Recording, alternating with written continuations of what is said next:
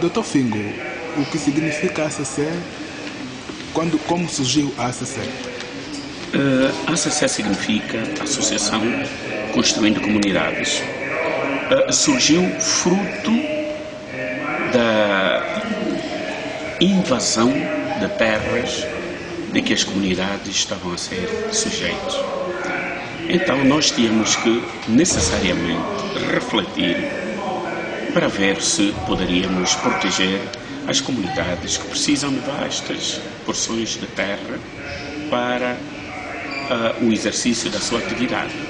Ora, nós sabemos que a região sul da nossa província da Huila vive fundamentalmente da atividade pastoril. E então, os fazendeiros estavam a usurpar as terras comunitárias. E víamos nessa altura que os fazendeiros tinham muito menos gado em relação às comunidades. E então achamos que estava a ocorrer uma certa injustiça. Por quê?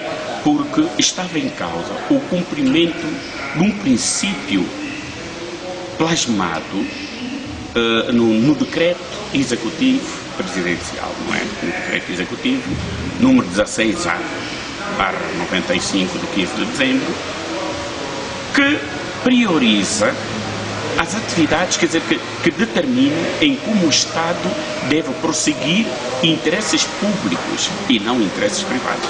É nesta perspectiva que, vendo que as comunidades estavam a ficar, digamos, sem ameaçadas de expropriação da terra por parte dos fazendeiros, então nós entendemos constituir uma associação que visava a defesa da terra, dos direitos humanos e do desenvolvimento humano.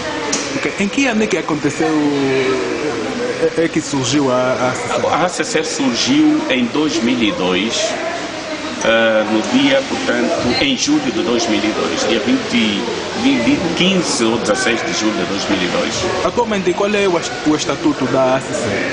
Bem, a ACC ostenta o estatuto de membro observador junto da Comissão Africana dos Direitos Humanos e dos Povos da União Africana.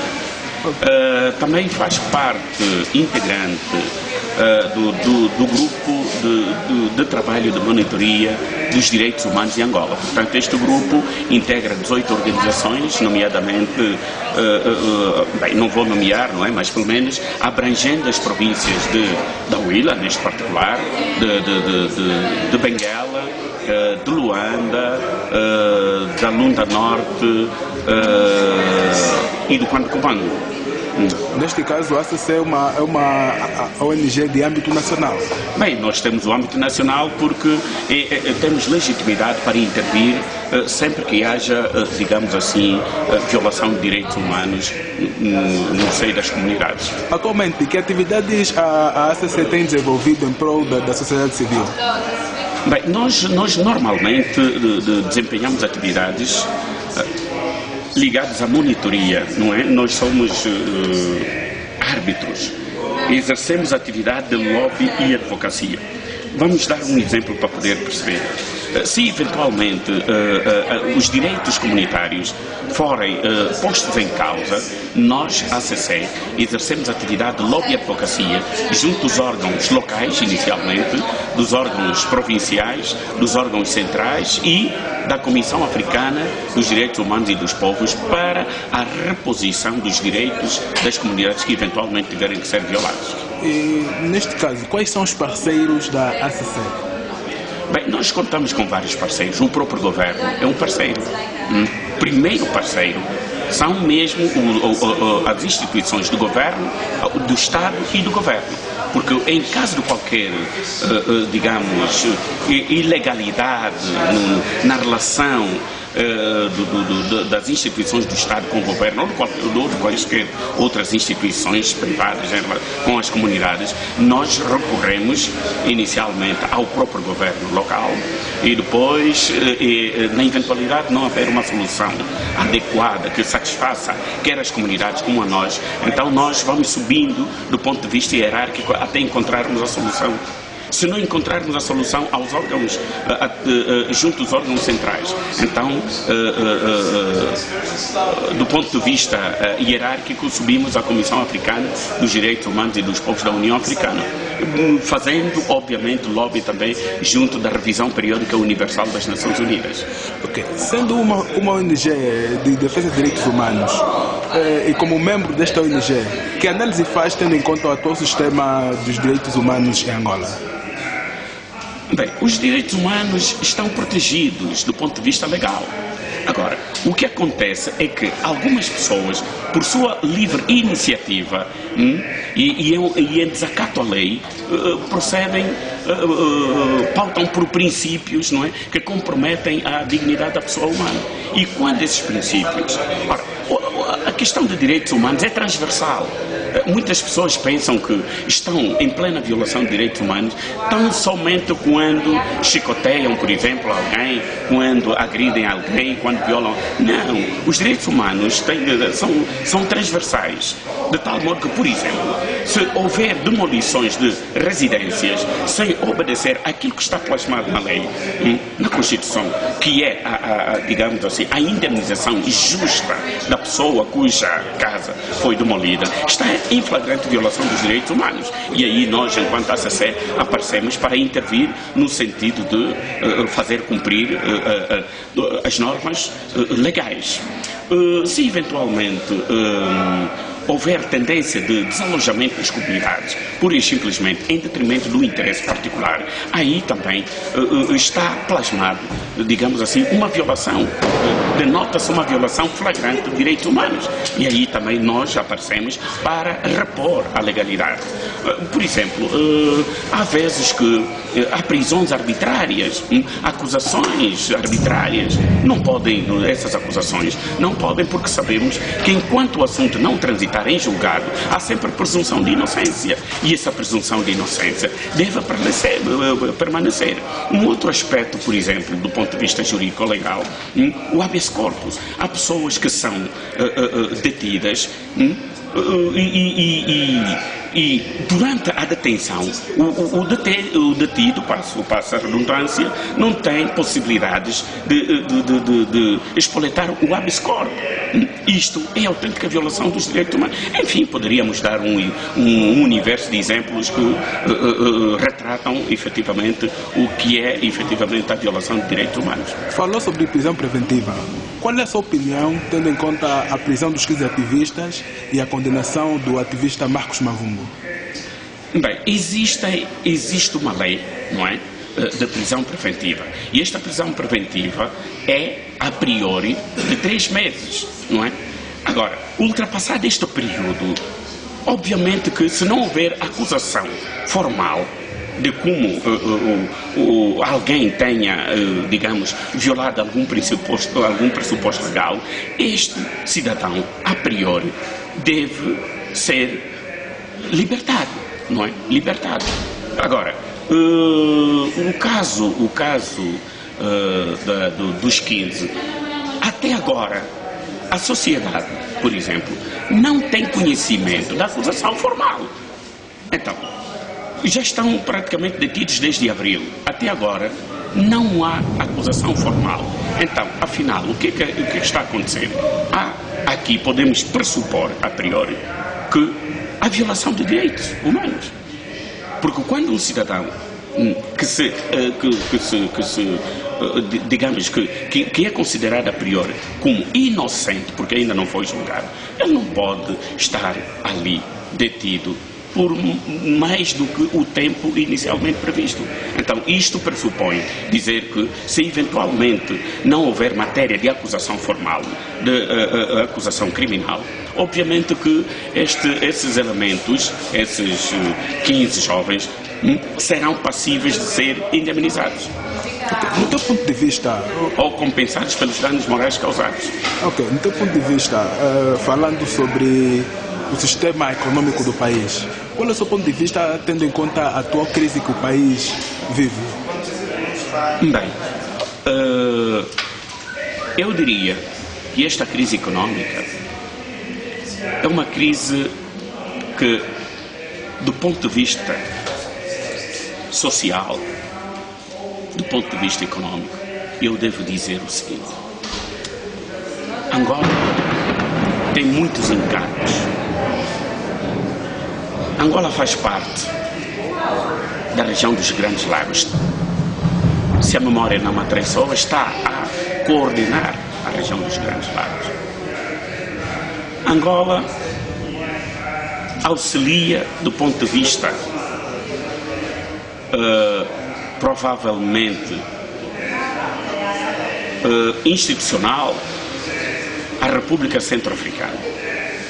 Angola aparece em várias ações e Angola é membro da SADC, Angola é membro dos PALOP, Angola é membro da CPLP. Obviamente que em todas essas organizações Angola tem responsabilidades. E depois há um pormenor que muito me preocupa: a falta de transparência governativa. Ninguém sabe, ninguém conhece os valores de várias obras que são feitas em Angola. Não há prestação de contas. O cidadão não sabe qual é a atividade concreta que o Estado faz. E isto, diga-se a bom da verdade, nós temos... Eu não quero afirmar que existe corrupção, mas em minha modesta forma de entender as coisas, a lei da probidade pública quase que não funciona. Porque é só uma questão de nós vermos que mal um determinado cidadão é nomeado a determinado responsável, a determinada responsabilidade, melhor dizer, exibe viaturas de grande gabarito e essas viaturas obviamente que criam, digamos, um fosso do ponto de vista econômico-financeiro. O orçamento, ou seja, as receitas provenientes dos diamantes, quase que ninguém faz referência. É muito difícil, ou raras vezes, nós conseguimos obter com precisão as receitas provenientes do petróleo. Muito raras vezes dizem que no ano tal, nas despesas, por exemplo, na exploração do diamante, obtivemos valores correspondentes a isso. Por exemplo, os impostos aduaneiros são uma boa fonte de receitas. Mas há um pormenor muito que preocupa bastante. Há um pormenor que preocupa bastante. Será que as outras áreas da economia do país não estão a produzir receitas? No meu caso concreto, eu pagava o imposto predial 2.000 há 3 anos. O imposto predial subiu em 3.000 e poucos %. Passei a pagar 58.000 e poucos. Mas essas receitas praticamente vão ao Tesouro Único do Estado. Então, agora, o cidadão gostaria de saber qual é o destino que se dá a isto.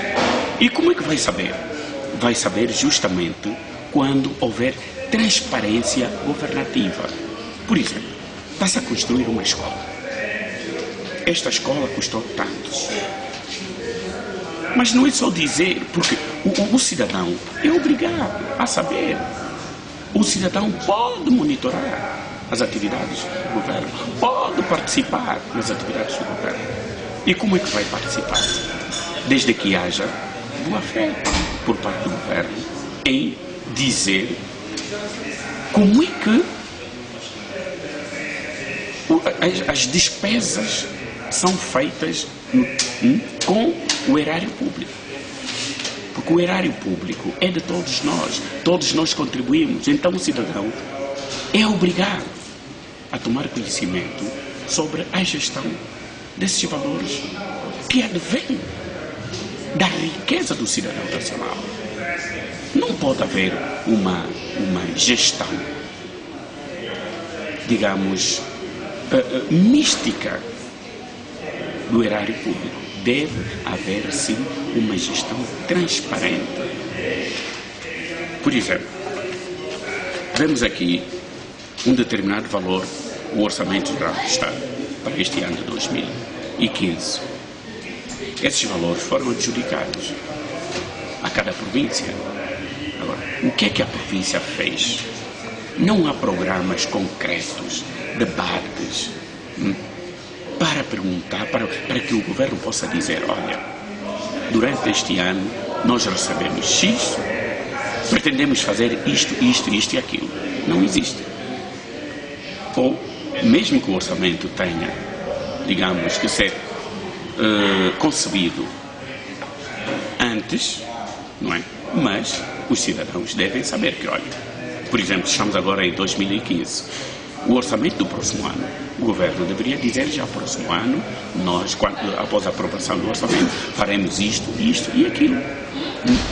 As obras serão tais e tais. Então, a partir dali, o cidadão estará em condições de cobrar aquilo que efetivamente tiver que ser feito. Porque o que é que nós constatamos? A má qualidade das obras feitas. Faz-se uma obra, a obra custa tanto dinheiro, mas não há um tempo limite, não é? Para que a obra possa durar, por exemplo, não é? Não há um prazo estipulado, por exemplo, a durabilidade de uma obra não existe. Então o que nós estamos a assistir é simplesmente desperdício do Orçamento Geral do Estado. Ok. Que benefícios as autarquias trariam se fosse implementada num contexto como o que estamos a viver? Para responder a essa questão, eu tenho a dizer o seguinte. Vamos supor que alguém tem a sua casa, não é? Ele tem as necessidades concretas da sua casa. Eu apareço como suposto chefe daquela casa e vou dizer que naquela casa precisa de arroz. Eu levo o arroz para lá. Às vezes este arroz não é a prioridade para aquela casa. A prioridade para aquela casa, se calhar, é a energia elétrica. Então, em vez de eu dar o arroz, vou dar a energia elétrica que aquela casa definiu como prioridade. Não cabe a mim definir a prioridade para aquela casa. Não. Cabe àquela própria casa definir a prioridade para ela. Não sei se me faço entender. É nesta perspectiva que as autarquias locais têm vantagem. Por exemplo, a definição das políticas públicas.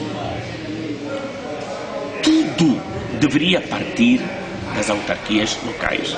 Quer dizer, o que nós estamos a constatar hoje é quase inversão de valores. O topo define as políticas para as comunidades, ao invés de serem as comunidades a definirem as políticas para o topo. Está bem? Então, muitas comunidades têm problemas de água, têm problema da fome. Mas o topo definiu uma política, combate à fome e à pobreza. Mas o que é que estamos a constatar? O combate à fome não passa pela construção de escolas. O combate à fome não passa pela construção dos hospitais. Primeiro temos que criar as condições para que o cidadão coma. E depois dele comer, vai à escola e assim vai aprender. Agora, ele está com fome, e a gente constrói uma escola. Quando a escola estiver pronta, o cidadão já morreu. Então, dentro do combate à fome e à pobreza, temos prioridade. Qual é a prioridade? A fome, inicialmente. Combater a fome.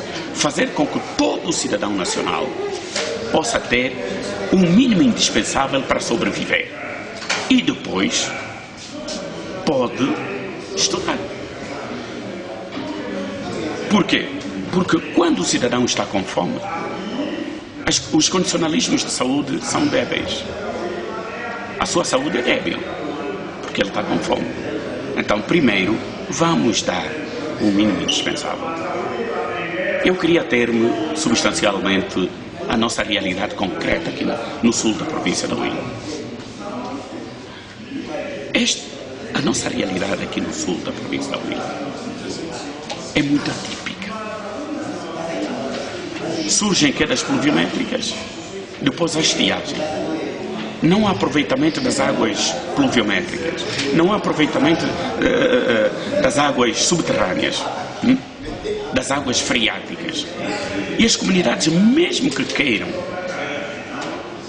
praticar a agricultura para a sua própria subsistência, não conseguem.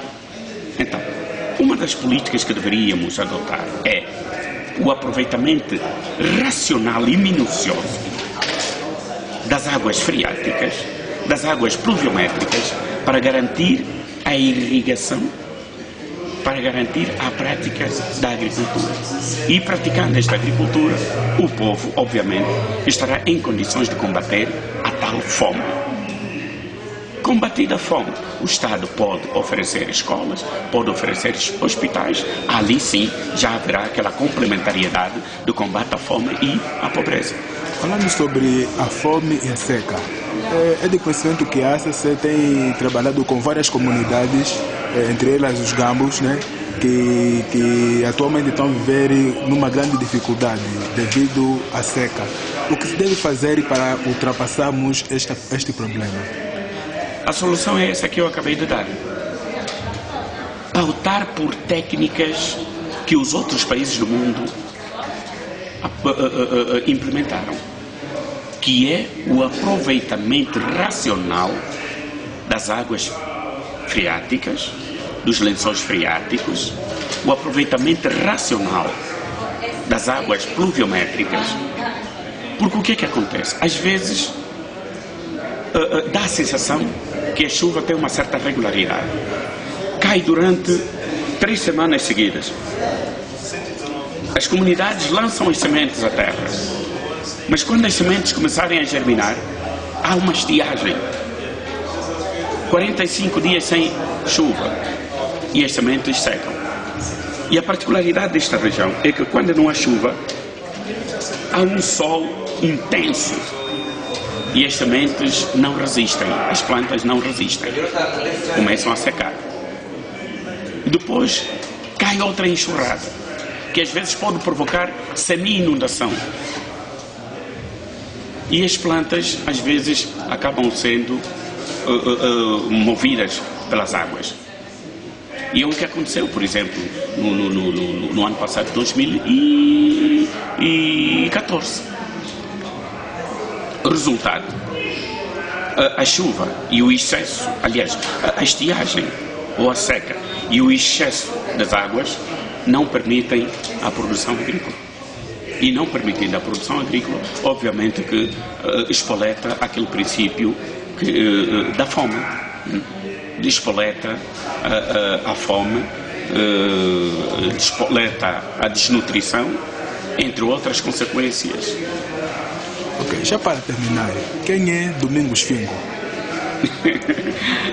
Domingos Fingo é um cidadão angolano, natural da província de Cabinda. Domingos Fingo é um cidadão entregue à causa dos que sofrem. Domingos Fingo é um cidadão cristão. Domingos Fingo é economista e, estando a estudar o direito, porque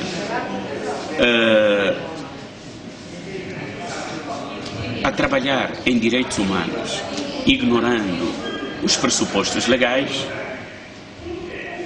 não há conjugação. Então, daí a razão porque Domingos Fingo, depois do curso de Economia, está a fazer o curso de Direito. Domingos Fingo é um homem solidário, é um homem sensível na medida em que fica muito triste quando existem comunidades a sofrer sobremaneira diante de um país tão rico em recursos naturais, mas que não há políticas concretas para a erradicação da pobreza extrema que as nossas comunidades agropastoris vivem neste momento. Domingos Fingo é um cidadão que não se conforma com a violação dos pressupostos legais, porque se todos tiverem que pautar pela violação dos pressupostos legais, então, diga-se a boa da verdade, o país entrará em caos. Domingos Fingo é aquele cidadão que defende que a lei deve ser cumprida por todos e não pode ser cumprida de forma parcial. Domingos Fingo é aquele cidadão que defende o princípio da imparcialidade na resolução dos problemas. É aquele cidadão que respeita o princípio